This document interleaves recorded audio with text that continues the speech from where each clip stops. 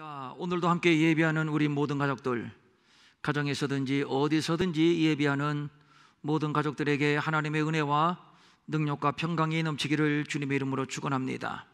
오늘은 그리스도인과 재물, 즉 돈에 대하여 말씀을 드리려고 합니다. 세상을 무엇이 지배한다고 생각을 합니까? 권력인가요? 맞는 것 같지만 아닙니다. 권력을 얻기 위해서는 돈이 필요하고, 또 권력을 지탱하기 위해서도 돈이 필요하고, 또 국민이 권력을 안겨주는 것도 역시 돈의 문제를 해결해 달라는 요구입니다. 사회주의 권력이 무너진 이유는 돈이 없기 때문이었습니다.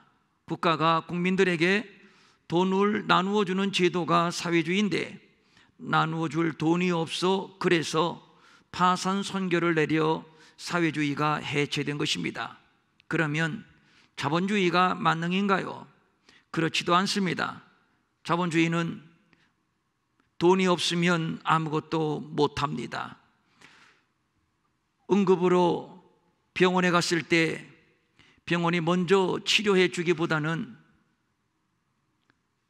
빨리 가서 치료비를 수납하고 오라는 겁니다. 돈이 있으면 황제처럼 살고, 돈이 없으면 굶어 죽을 수밖에 없는 제도가 바로 자본주의입니다. 사회주의든지 자본주의든지 문제는 돈입니다. 개천에서 용이 난다는 말은 옛말이고, 요즘 회자되는 말은 돈 많은 부모 만나야 용이 된다고 합니다. 이런 말이 있습니다. 돈이란 마치 퇴비와 같아서 잘 사용하면 밭을 기름지게 하지만 잘못 쌓아두면 썩은 오물밖에는 아무것도 아니다. 이것은 맞는 말입니다. 돈을 잘못 사용하면 썩은 오물이요, 잘 사용하면 땅을 기름지게 합니다. 그러니까 돈은 썩은 오물이 될 수도 있고 기름진 거름도 될 수 있다는 말입니다. 24시간 우리의 생각을 지배하는 것이 돈입니다. 어느새 돈은 우리에게 괴물이 되어버렸고, 우리는 그 괴물의 중독 아니면 종이 되어버리고 말았습니다.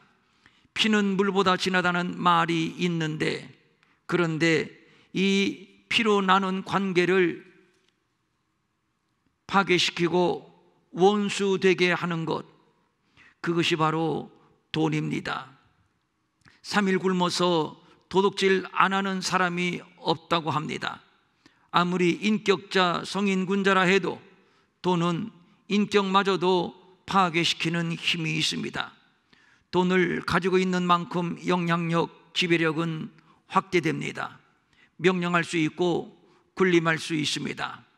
인간에게 돈을 필적할 권력은 없습니다. 서글픈 일이요, 부정하고 싶지만 사실인 걸 어떡합니까? 사실입니다. 돈 많은 사람을 잘 산다라고 하고 가난한 사람을 못 산다라고 합니다. 가난한 사람은 그의 전 삶이 가난하다는 것 이유 때문에 부정당하고, 반면에 부자는 그가 어떠한 삶을 살았던, 어떻게 돈을 벌었던 상관없이 존중을 받는 세상, 우리의 의식 삶 가운데 그만큼 돈이 차지하는 위력이 어떠하다라는 것을 나타내는 말입니다. 위험천만 잘못된 말이지만 솔직한 우리들의 모습입니다. 이렇게 되는 이유는 돈이 행복을 가져다 준다고 생각을 하기 때문입니다. 성공지상주의, 물질만능주의가 바로 여기에서 나오는 겁니다. 요즘 빌 게이츠에 관한 이야기가 화제입니다. 빌 게이츠의 재산이 143조 2천억 원 정도에 이른다고 하는데 세계 최고의 갑부로 알려져 있습니다. 세계의 젊은이들이 가장 닮고 싶어하는 우상입니다. 그런데 그가 결혼 27년 만에 이혼을 했고, 그리고 그가 한 말은 나의 결혼 생활에는 사랑이 없었다. 한마디로 행복하지 못했다는 얘기입니다. 그러니까 부자라고 해서 꼭 행복한 것은 아니라는 얘기요, 또 가난하다고 해서 꼭 불행한 것은 아니라는 얘기입니다. 돈은 우리에게 편리함을 가져다 주는 것이 사실이지만, 그러나 편리함이 곧 우리를 행복하게 하는 것은 아닙니다. 돈으로 인한 편리함은 십중팔구, 교만, 게으름, 나태함을 유발하게 되고 나아가 쾌락주의에 빠져들게 합니다. 쾌락은 쾌락일 뿐 행복은 아닙니다. 흥청망청 돈을 뿌려가며 하룻밤을 멋지게 놀았다 칩시다. 물론 쾌락 만점, 재미 만점이었을 겁니다. 그러나 그것이 행복은 아닙니다. 이것이 돈의 함정입니다. 돈에 대한 왜곡, 돈에 대한 편견과 오해를 불식하지 않으면 우리는 어쩔 수 없이 돈의 노예가 될 수밖에 없습니다. 이것은 창조 질서에 어긋나는 일이요, 하나님의 뜻이 아닙니다. 하나님은 다스리고 정복하라고, 즉 돈마저 다스리고 지배할 권리를 주셨는데 오히려 돈의 지배를 받고 돈의 노예가 된다면 이것이야말로 창조 질서의 왜곡이요 타락이라고 할 수 있습니다. 성경은 말씀합니다. 부활이 하는 자들은 시험과 올무와 여러 가지 어리석고 해로운 욕심에 떨어지나니 곧 사람으로 파멸과 멸망에 빠지게 하는 것이라.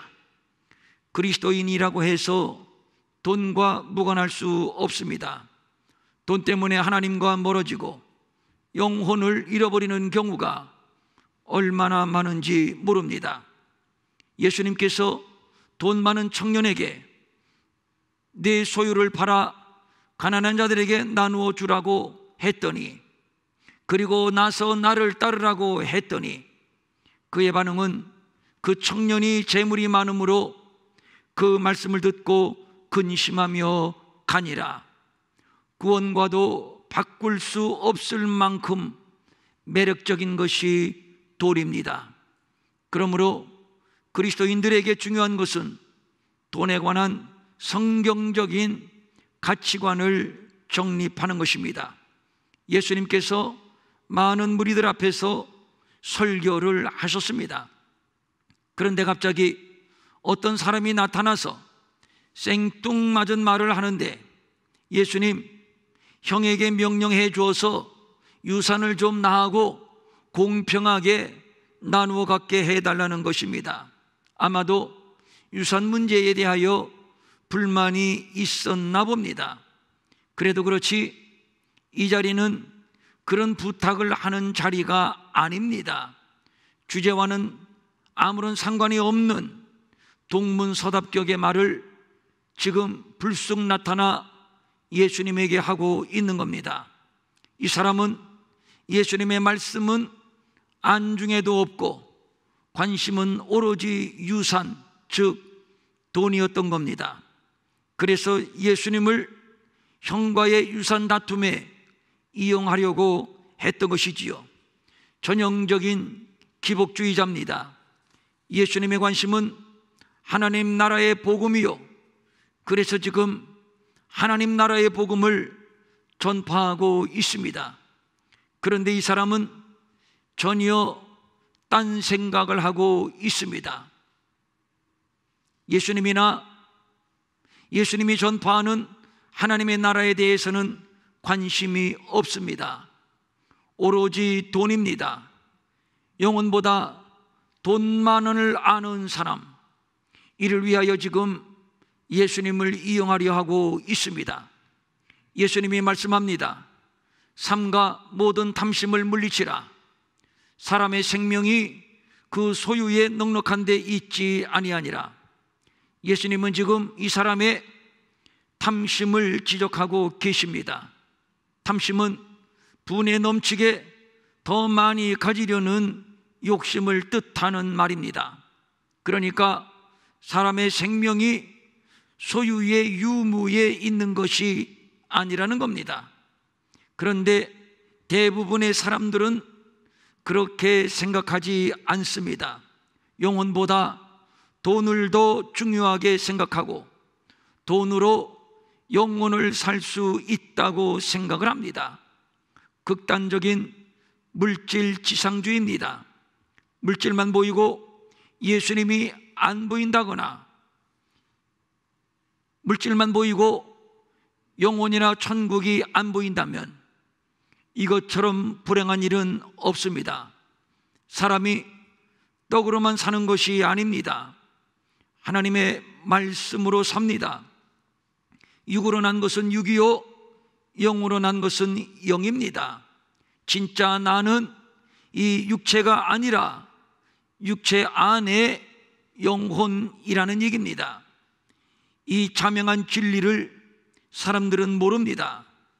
모든 길은 돈으로 통한다고 생각을 합니다. 오늘 본문에서 소개되는 한 부자가 바로 그런 격입니다. 그는 한 해 동안의 농사로 여러 해 동안 쓸 물건을 많이 쌓아두었습니다. 그런데 그 다음이 문제입니다. 내가 곡식을 쌓아둘 것이 없구나. 내가 이렇게 하리라. 내가 곡간을 헐고 더 크게 짓자. 내 모든 곡식을 거기에 쌓아두자. 그리고 말합니다. 내가 내 영혼에게 이르되 평안히 쉬고 먹고 마시고 즐거워하자. 온통 나밖에 없습니다. 나 혼자 북치고 장구치고 내가 주인이고 내가 왕입니다. 아주 이기적인 사람입니다. 하나님도 이웃도 섬김도 나눔도 없습니다. 오로지 관심은 납니다. 이 사람은 향락의 삶을 추구하는 지극히 육적인 사람이었습니다. 여러 해 쓸 물건을 많이 쌓아두었으니 평안히 쉬고 먹고 마시고 즐거워하자 하리라.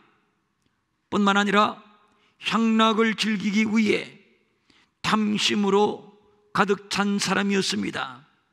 기존에 창고가 있었지만 부족했습니다. 그래서 더 크게 확장을 했습니다. 자기에게 필요한 분량보다 지나치게 더 많은 것을 자기만을 위하여 보관하려는 욕망으로만 채워져 있었습니다.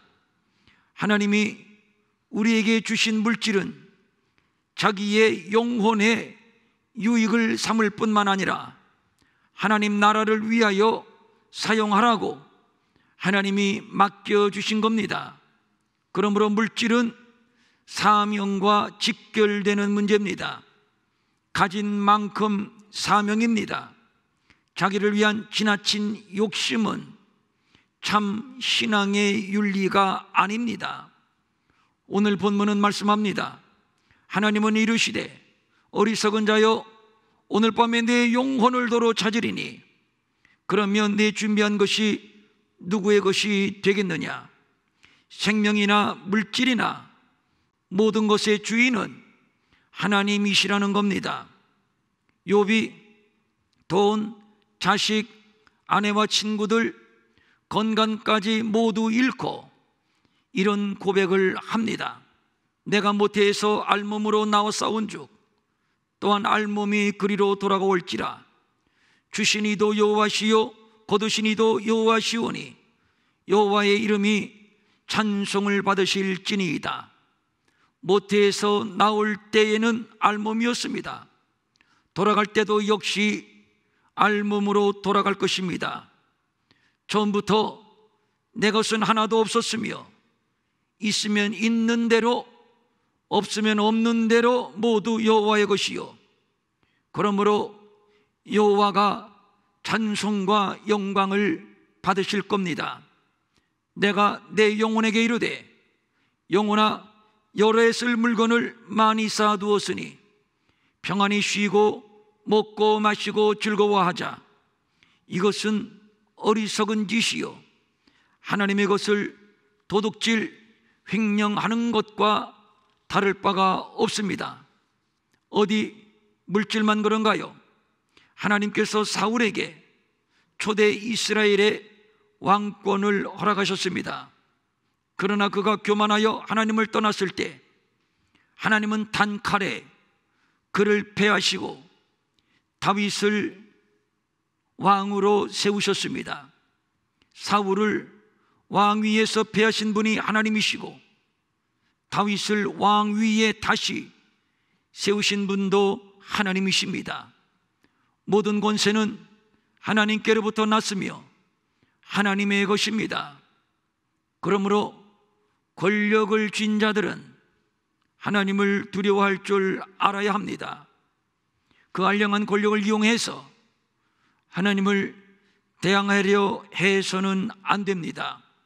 성경은 탐심의 위험성을 심각하게 경고하고 있으니 탐심은 우상 숭배입니다.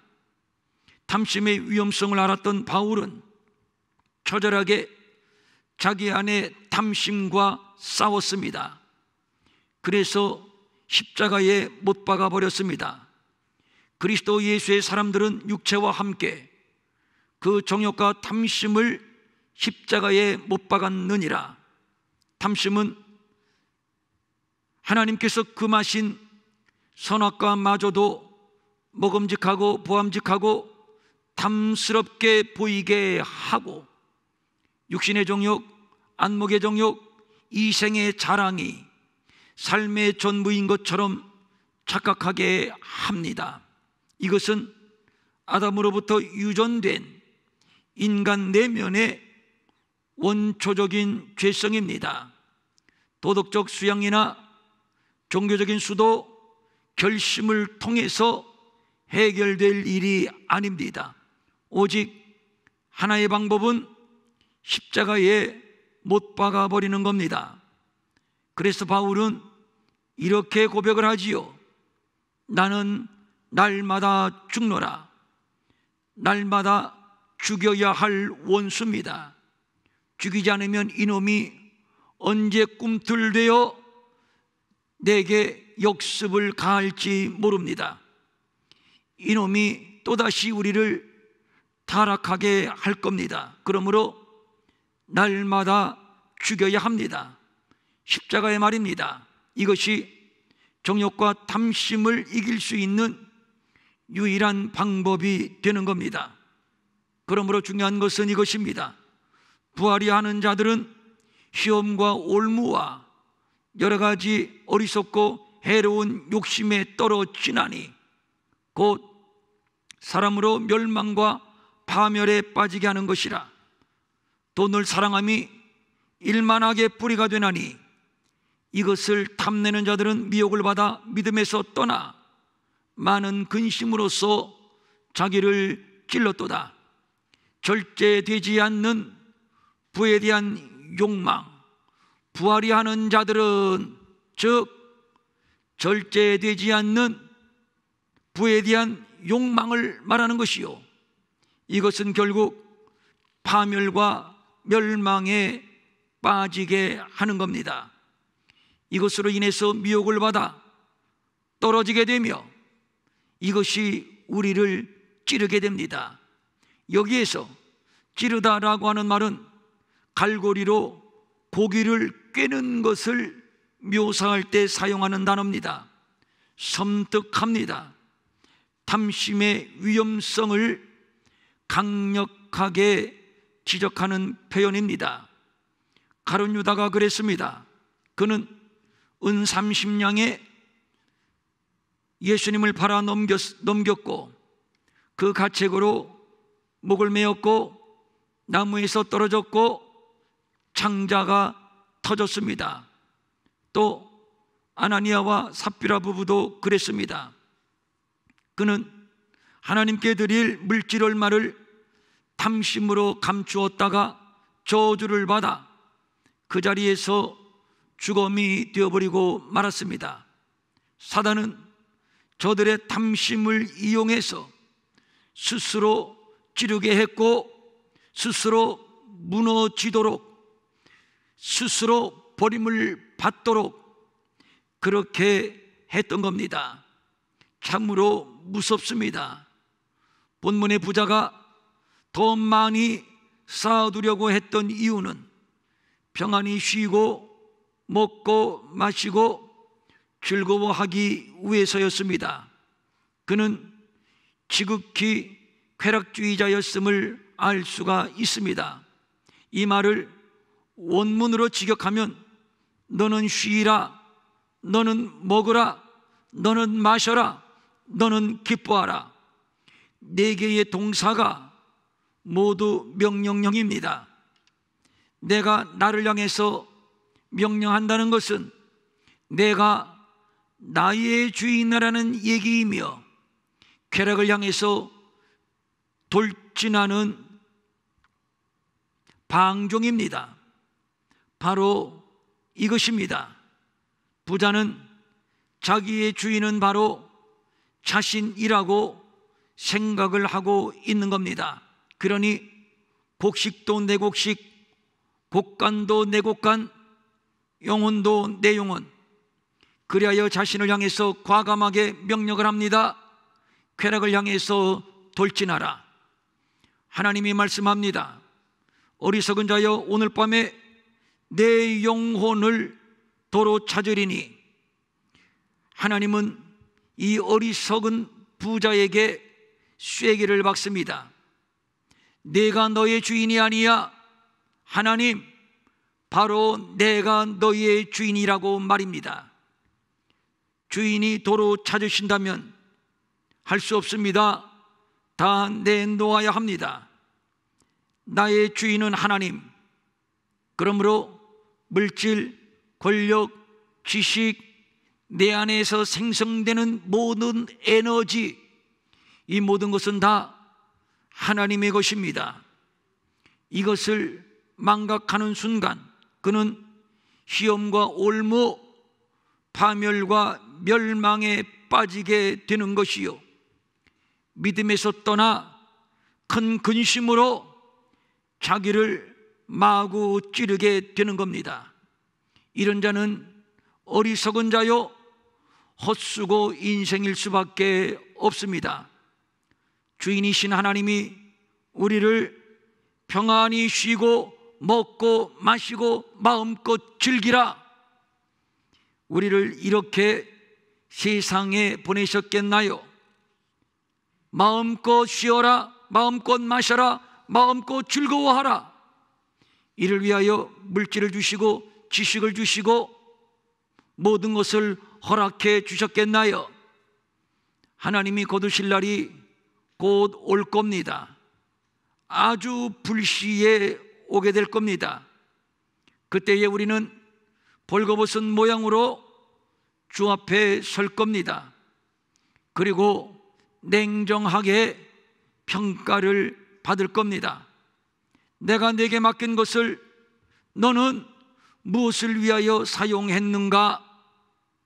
어리석은 자여, 내가 너의 주인이며 오늘 내가 너의 영혼을 도로 찾는다는 것을 너는 왜 생각하지 못했는가?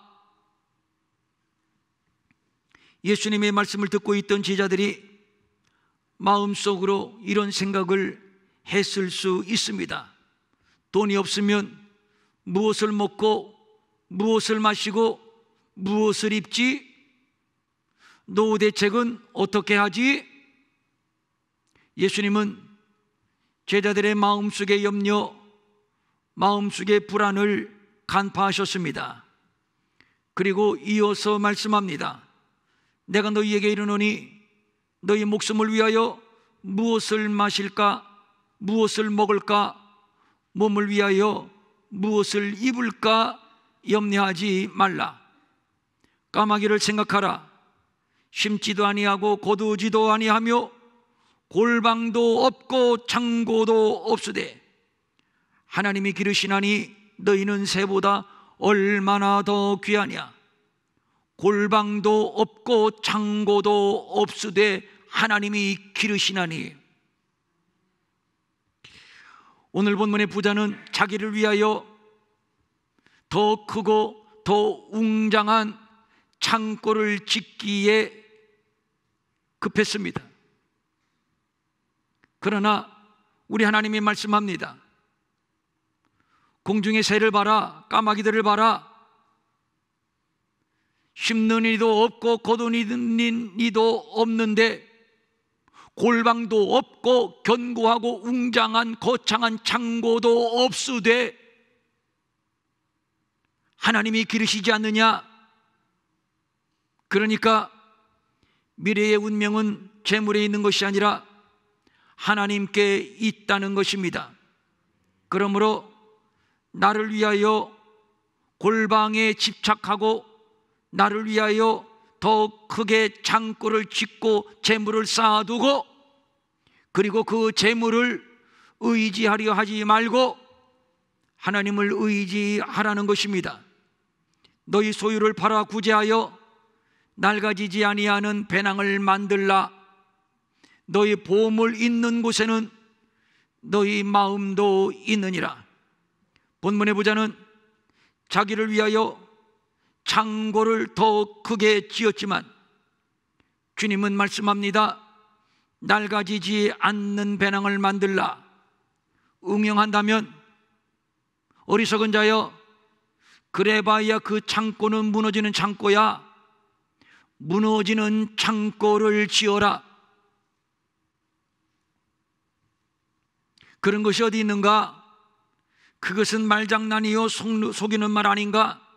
아닙니다. 우리 주님의 말씀은 진리입니다. 소유를 팔아 구제하여 낡아지지 않는 배낭을 만드는 것은 도둑이 들거나 좀도 먹는 일이 없는 하늘의 보물을 쌓아두는 일입니다. 아무리 크고 견고한 창고를 짓는다 해도 그것이 자기만을 위한 것이라면, 자기의 욕심을 채우기 위한 수단이라면 그것은 낡아지는 배낭이요 무너지는 창고에 불과합니다. 본문의 부자가 지었던 창고는 결국 낡아지는 배낭, 무너지는 창고에 불과했던 겁니다. 하나님이 맡기신 재물을 주인이신 하나님의 뜻에 합당하게 주를 위하여, 이웃을 위하여, 영혼을 위하여, 하나님 나라를 위하여 사용할 수만 있다면 하늘의 보물을 쌓아두는 지혜로운 자가 되는 겁니다. 이것이 무너지지 않는 창고요 낡아지지 않는 배낭입니다. 도둑이 들지도 않고 좀이 쓸지도 않습니다. 미래를 준비하는 것은 지혜로운 일이지만, 그러나 물질이 나를 지켜줄 것이라고 생각하는 순간 그는 물질의 노예가 되는 것이요, 이는 명백히 불신앙입니다. 오늘 만나를 내려주신 하나님은 내일도 만나를 내려주실 줄로 믿습니다. 오늘 있다가 내일 아궁이에 던져지는 들풀도 하나님이 이렇게 입히시거든 하물며 너희일까 보냐 믿음이 적은 자들아. 하물며 너희일까 보냐 믿음이 적은 자들아. 단정해서 말씀을 드려볼까요?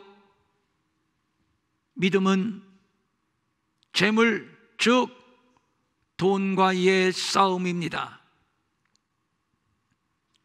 하나님과 재물을 겸하여 섬길 수 없느니라.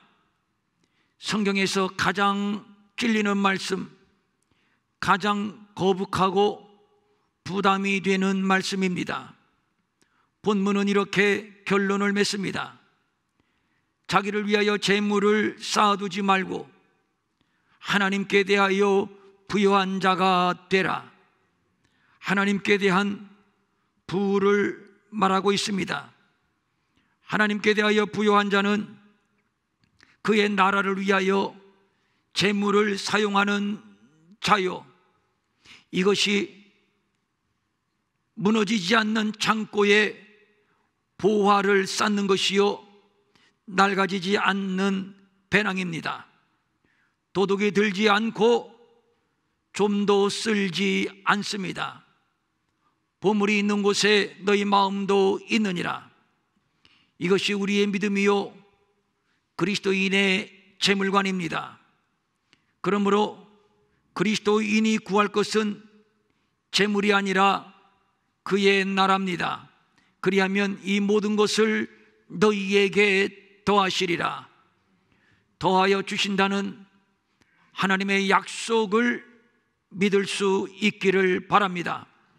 솔로몬은 모든 강물이 바다로 흐르되 다 채우지 못하는 것처럼 그렇게 부귀와 욕망이 자기에게 엄청나게 밀려들어왔지만 그것이 자기의 삶을 채우지 못했다고 고백을 했습니다. 그래서 그는 헛되니 해 아래에서 수고하는 모든 수고가 헛되구나, 헛됨을 고백을 했습니다. 돈은 우리에게 편리함을 주기는 하지만, 그래서 귀한 것이기는 하지만, 그러나 행복이나 기쁨, 평강까지 주지는 못합니다. 이것이 돈의 한계입니다. 돈을 너무 신뢰하지 마십시오. 너무 돈을 의지하거나 집착하거나 몰입하지도 마십시오. 이것은 매우 위험한 일입니다. 영혼까지 잃어버릴 수 있습니다. 우리 주변에 이 돈 때문에 예수 못 믿겠어요 하는 사람들, 교회에 와서 돈 때문에 시험을 들고 교회와 등지는 사람들이 얼마나 많이 있습니까? 돈과의 싸움에서, 아주 본질적인 이 싸움에서 실패했다는 얘기입니다. 오늘 밤이라도 하나님이 부르시면 모든 것을 다 내려놓고 하나님 앞에 서야 합니다. 내일 일을 너희가 알지 못하는도다. 너희 생명이 무엇이냐? 너희는 잠깐 보이다가 없어지는 안개니라. 어찌 내 인생 내가 주장할 수 있다고 생각을 하는지요? 어찌 내 인생 내가 주인이라고 생각을 하는지요? 그래봐야 잠깐 보이다가 없어지는 안개. 하나님이 부르시면 손에 묻은 먼지마저도 털고 하나님 앞에 서야 하는데, 집착할 것이 무엇이고 욕망으로 영혼까지 잃어버린다면 얼마나 불행한 일이겠습니까? 그러므로 겸손해야 합니다. 평안히 쉬어라, 먹어라, 마셔라, 즐거워해라. 가장 어리석은 인생입니다. 시간이 없습니다. 탐심은 우상숭배입니다. 시험과 올무에 걸려들어 결국 파멸과 멸망에 빠지게 하는 원수입니다. 그러므로 우리는 이렇게 기도합니다. 자기를 위하여 재물을 쌓아두지 않게 하옵소서. 무너지는 창고를 짓고 거기서 쌓아두고 스스로 만족하는 어리석은 자가 되지 않게 하옵소서. 하나님의 나라와 의를 구하게 하옵소서. 이웃을 돌아보게 하옵소서. 하나님께 대하여 부요한 자가 되게 하옵소서. 이렇게 해서 우리가 주 앞에 섰을 때 잘했다고, 참으로 귀하다고, 참으로 너는 이 싸움에서 승리했다고 칭찬 듣고 영원한 상급을 누리는 사랑하는 우리 모든 일회의 가족들 될 수 있기를 주님의 이름으로 축원합니다. 축원합니다. 아멘. 다 같이 일어나셔서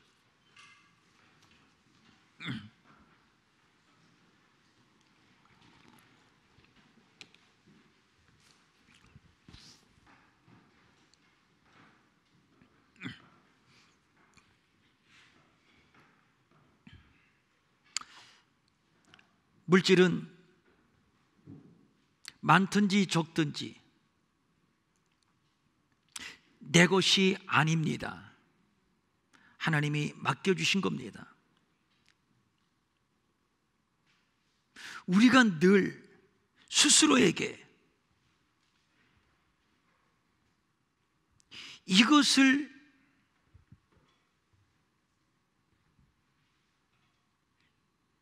되뇌이고 기억하지 아니하는 한 여러분, 물질의 힘은 무섭습니다.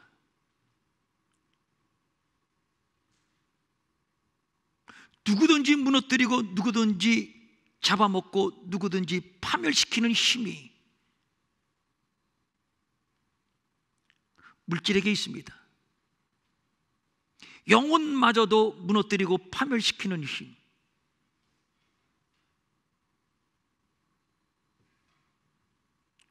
물질에게 있습니다. 오늘 이 시간 이거 분명히 정리하실 수 있기를 바랍니다.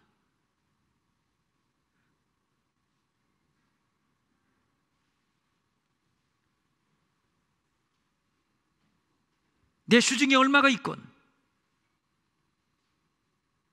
이것은 내 것이 아니다. 주인이 따로 있다. 그 주인은 하나님이시다. 그래서 나를 위하여 평안히 쉬고 먹고 마시고 즐거워하자. 어리석은 자여, 아주 어리석은 자입니다.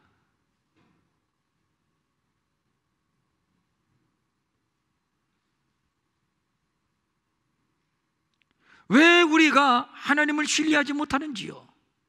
너희는 먼저 그의 나라와 그의 의를 구하라. 그리하면 이 모든 것을 먹고 마시고 입고 쓸 것 너희에게 더하시리라. 왜 더하시는 하나님을 신뢰하지 못하고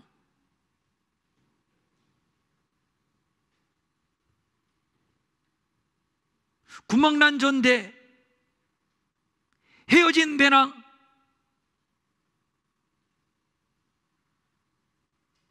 무너져버리고 말 창고, 도둑이 들고 좀이 쓸고 마는 그것에 내 인생을 맡기는지요?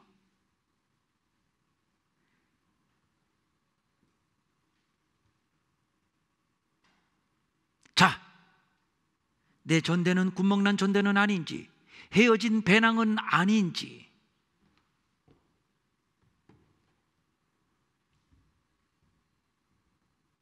도둑이 들고 좀이 쓰는 창고는 아닌지 충분히 그럴 수 있습니다. 벌어들이는 것 같은데 없어. 전대를 확인하십시오. 배낭을 확인하십시오. 헤어지지는 않았는지, 구멍이 뚫리지는 않았는지, 도둑이 들지는 않는지, 좀이 쓸지는 않는지, 왜 그런지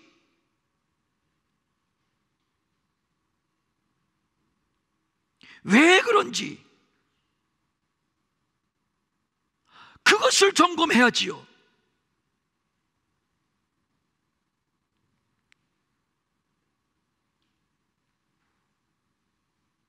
6월 달에 준비하는 우리 부흥성회는 이 재정의 문제를 돌파하는 그런 부흥회입니다. 나를 위해서 돈이 필요한 것이 아니라 주의 나라를 위해서 돈이 필요하고, 할렐루야. 그래서 우리가 이 싸움을 하는 겁니다. 성령님, 우리의 눈을 여시고 우리의 마음을 여소서. 어디부터 잘못됐는지, 무엇이 잘못됐는지, 어째서 군명이 뚫렸는지, 어째서 배낭에 헤어지게 됐는지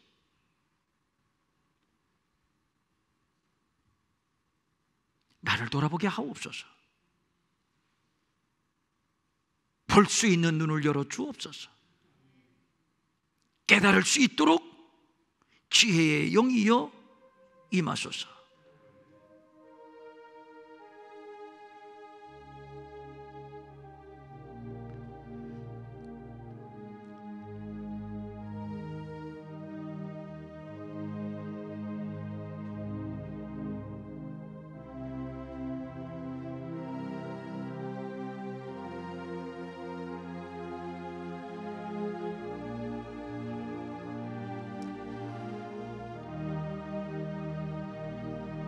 내 안에 끝없는 탐심, 채워도 채워도 한도 끝도 없는 이 탐심. 성경은 말합니다. 탐심은 곧 우상 숭배니라.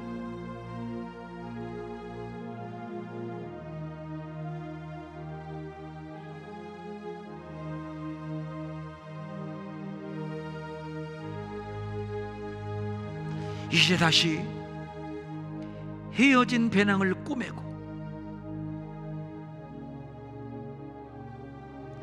구멍난 전대를 메우고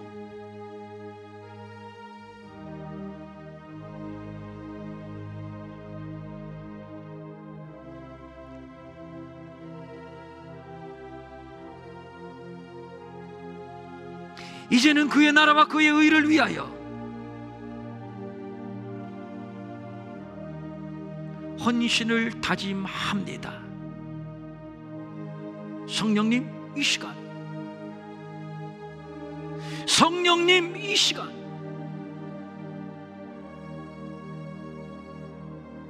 우리의 결심을 붙드소서.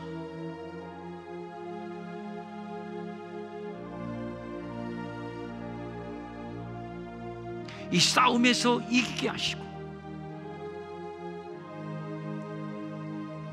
그의 나라와 의를 위하여 마음껏 쓰임을 받게 하여 주시옵소서. 우리 평촌 일회교회의 창고는 도둑이 들거나 좀이 쓰는 창고가 아니라 이 모든 것을 더하시는 넘치는 창고가 되기를 원합니다. 그리하여 마음껏 그의 나라와 의를 위하여 쓰임받기를 원합니다.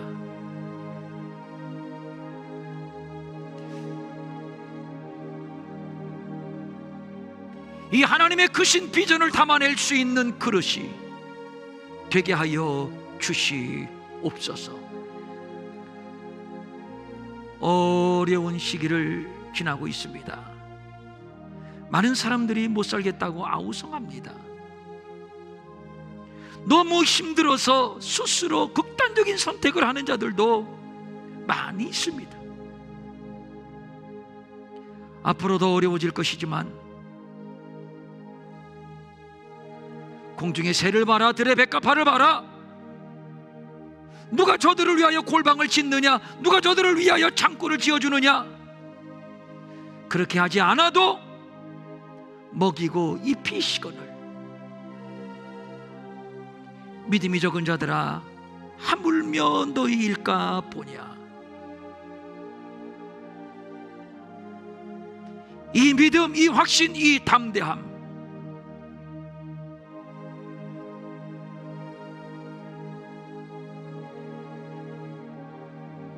그래서 주의 나라를 위해서 귀하게 쓰임받기를 원하옵나니 우리를 사용하여 주옵소서. 간절한 소망을 가지고 각종 예물 주님 앞에 올립니다. 11조, 주일헌금, 주정헌금, 감사헌금, 선교헌금, 건축헌금, 구제헌금, 장학헌금, 또 사모님들을 섬기는 특별선교헌금, 여러 명목으로 드려지는 예물, 직접 와서 드리든지 인터넷으로 드리든지 드려지는 손길들, 아버지의 것이니 감사한 마음으로 드립니다. 주인에게 올려드립니다. 받아주시옵소서. 또 복을 빕니다. 이 모든 것을 더하시는, 더 풍성하게 하시는 하나님의 풍성함, 하나님의 기적을 더 경험하게 하옵시고 더 쓰임받게 하옵소서. 마음은 원이지만 가진 것이 없어서 드리지 못해 민망히 여기는 성도들을 위로하시고 저들에게도 물질 주셔서 한 가지로 주님 앞에 바치며 쓰며 도우며 사는 풍성함이 있게 하여 주시옵소서. 내일부터 성령 충만 기도회에 실시하려고 합니다.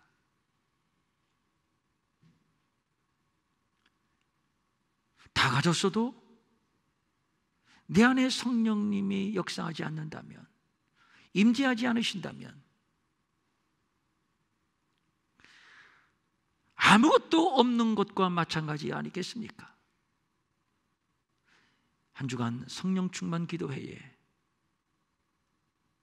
사모하는 영혼들에게 충만, 우리 가정에 충만, 부부에게, 자녀들에게 충만, 그래서 이 마지막 때에 성령 충만한 가정교회로 세워지고 더 크게 역사하고 더 크게 쓰임받는 우리 평촌 일회교회 되게 하여 주시옵소서. 이제는 우리 주 예수 그리스도의 은혜와 하나님 아버지의 무한하신 사랑과 성령님의 감화 감동과 위로와 안위와 능력과 평강이 이제부터 그의 나라와 그의 의를 구하며 귀하게 쓰임받기로 결심하는 모든 성도들 머리 위에 영원히 함께하옵시기를 간절히 축원하옵나이다. 아멘.